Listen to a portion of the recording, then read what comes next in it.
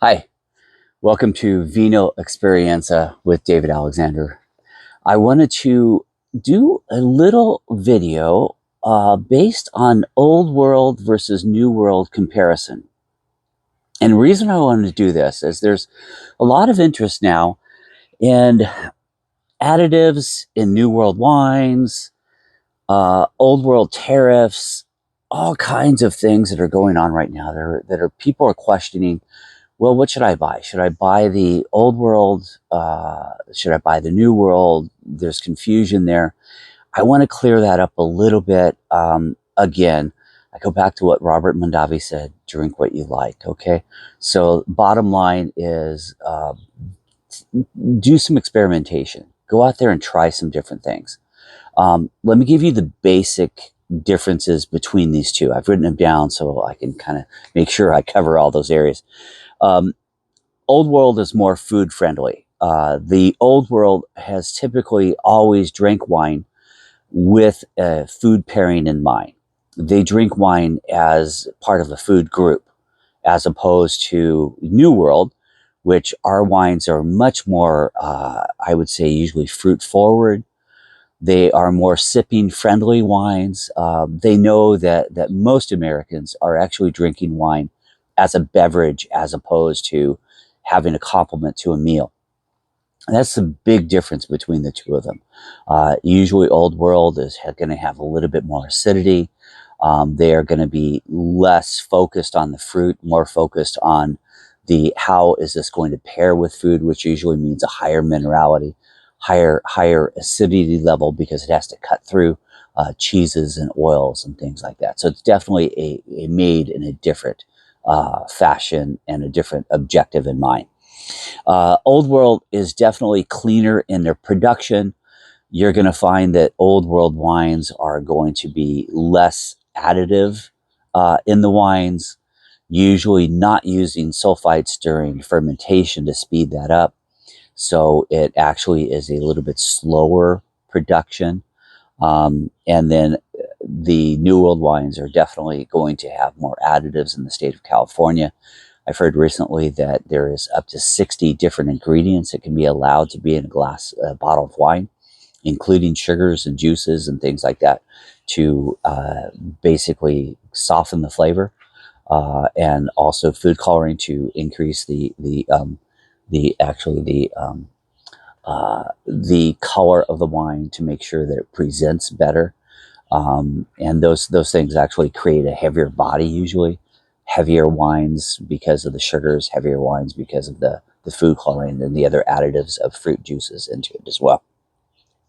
Um, Old world wines are more consumer loyal.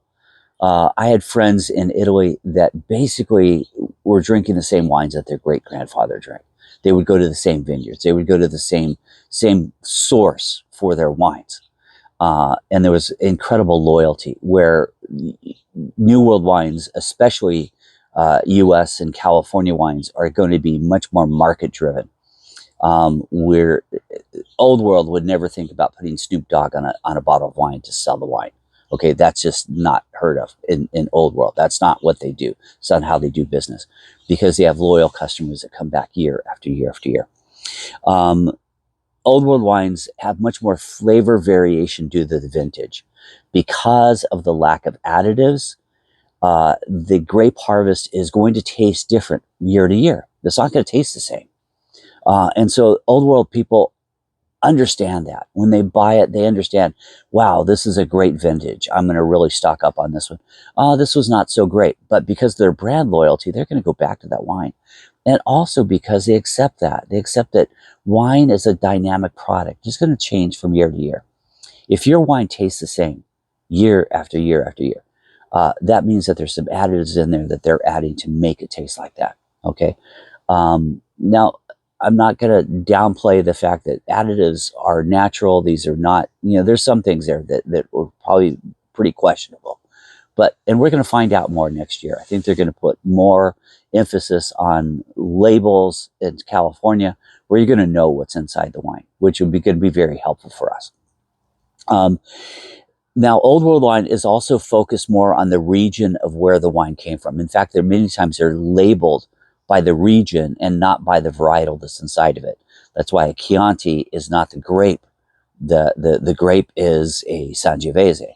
Okay, Chianti is a region it came from, where New World wines are labeled according to the varietal. Cabernet Sauvignon, Chardonnay, instead of Burgundy or Bordeaux.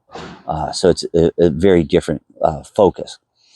Usually, Old World wines are usually less alcohol driven. In fact, many times I've heard people in Old World kind of just remark that you Americans are really just hung up on alcohol. You guys increase your alcohol in your wines heavily. And that's usually the case. But part of the issue there is not so much the way that we're making the wine as much as the way that the grapes are growing. Our heat is much more intense, especially in California, as opposed to like France, opposed to northern Italy. Our heat is much more intense, so that causes the grapes to get much more ripe, increases the sugar content in the grape, which causes the wines to have a higher ABV because you have more sugars going into it. The sugars are converting to alcohol during fermentation. And so if there is higher sugars, it's going to be higher alcohol content. Okay. Let's get to what our comparison today. I've chosen two bottles. We have Oak Ridge here that is from Lodi in California, and we have a Pazzia Primitivo coming to us from Puglia, Italy. Now, interesting enough, these two grapes are very much related. Some people have actually said that they're the same grape, but I really feel like what I feel like is they are different. I think that the Primitivo is definitely a cousin or a brother to Zinfandel. We know they both came from Croatia. They're both grapes that are native to the Mediterranean area and native to Croatia. In fact, Primitivo landed in Italy, just across the Adriatic Sea there. I mean, just very, very short distance away from where that came from. So anyway, the Pazzia Primitivo, let me kind of go through one and then we'll go through the other and we'll talk about the comparison. The Pazzia Primitivo, $14.99 at Total Wine and More. This is a 2023 13.5 ABV. Remember, I told you it's going to be a little lower. Full bodied with cherry, some dark fruit notes, some pepper notes. So very, very similar to what the Zinfandel is going to be like. Zinfandel is very fruit forward with a spicy middle. This is going to be the same thing, fruit forward with a spicy middle. It's described as a softness and pleasantness of the combination between fruit and spices on the palate make the sensory expressions of this wine powerful and harmonious. It is very, very clean, very food worthy, great with pepperoni pizza, great with maybe pasta arrabbiata, some pasta with some red pepper in there, because that pepper note is going to be very much a complement to the spicy note of the food. But also the fruit forwardness also downplays that spice. So the spice is there, but at the same time, the sugars and the fruit actually downplay it, so it makes the food much more enjoyable as you drink it. Let me just take a sip of this. We've been drinking on this for the last couple days. Very easy drinking. Very easy drinking. Nice body. It's a full-bodied wine. Now, let's describe the Oak Ridge Zinfandel. Now, the Oak Ridge Zinfandel normally runs at $15.99. Right now, this is November 5th, so $12.99 per bottle. That's on limited time special at Total Wine and More right now. This is a 2022 vintage, 14.5% ABV, so a full percentage higher on the ABV. Although this is a medium bodied, so it's really interesting. The other one has lots of fruit, full bodied, leaving a lot of some of those residual sugars inside of it, where this one's medium bodied, so it's been kind of fermented down a little bit more. ABV is higher, but the sugars are probably a little bit lower in a sense than the Primitivo. It's described highlights of a mixture of buoyant and concentrated red plum, boysenberry, cracked black peppercorn, and toasty oak. Flavors dance across the palate. Now let's try this one.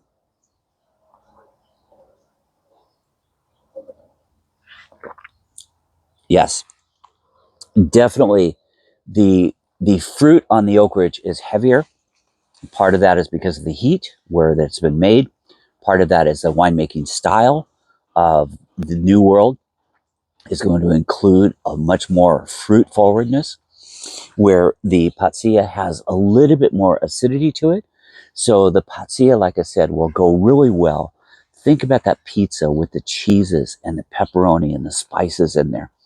That acidity cuts through that cheeses, making it much more food worthy, so that you can taste the food as opposed to being overwhelmed with the cheeses and the other weight of oils in that food. Where the Oak Ridge Zinfandel has this really nice fruit and spicy note to it, making it perfect complement to barbecued foods. This should be your barbecue go-to, like whenever you're doing a barbecue.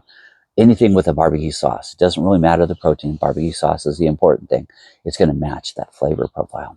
So anyway, old world versus new world, you choose. Go out and enjoy. Basically, both of these wines are absolutely incredible. They're both very tasty, very worthwhile of your dollars, that your wine dollars are spending. Again, share this video, like us, and also if you get a chance, subscribe to us and invite your friends to subscribe. Trying to grow the channel, obviously, and I'm really happy about sharing this information and wine with you. Again, Vino Experienza with David Alexander. Thank you. Have a great day.